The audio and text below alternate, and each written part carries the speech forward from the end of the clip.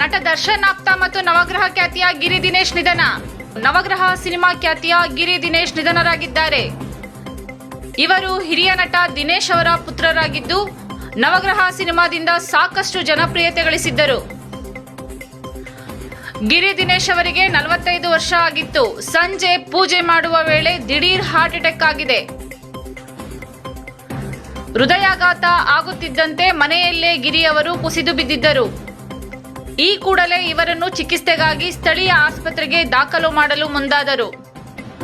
ಆದರೆ ದಾರಿ ಮಧ್ಯೆಯೇ ಇವರು ಜೀವ ಬಿಟ್ಟಿದ್ದಾರೆ. ಇನ್ನು ಗಿರಿ ಅವರಿಗೆ ವಿವಾಹ ಆಗಿರಲಿಲ್ಲ. ಚಮಕಾಯಿಸಿ ಚಿಂದಿ ಉಡಾಯಿಸಿ ವಜ್ರ ಸಿನಿಮಾದಲ್ಲೂ ನಟಿಸಿ ಸೈ ಎನಿಸಿಕೊಂಡಿದ್ದರು. ನವಗ್ರಹ ಸಿನಿಮಾದಲ್ಲಿ ಶೆಟ್ಟಿ ಪಾತ್ರ ನಿಭಾಯಿಸಿದ್ದರು. ಇವರು ನಟ ದರ್ಶನ್ ಅವರಿಗೆ ಬಹಳ ಆಪ್ತರು. ನವಗ್ರಹ ಸಿನಿಮಾಗೆ ದರ್ಶನ್ ಅವರ ಸಹೋದರ ದಿನಕರ್ ತೂಗುದೀಪ್ ಅವರು ನಿರ್ದೇಶನ ಮಾಡಿದ್ದಾರೆ. ಅದು ಅವರ 2ನೇ ಸಿನಿಮಾ ಆಗಿತ್ತು.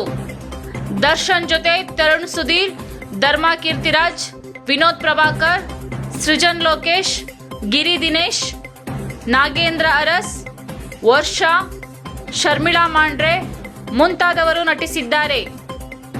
2008ರ ನವೆಂಬರ್ 7ರಂದು ತೆರೆ ಕಂಡಿದ್ದ ಈ ಸಿನಿಮಾ ಸೂಪರ್ ಹಿಟ್ ಆಗಿತ್ತು.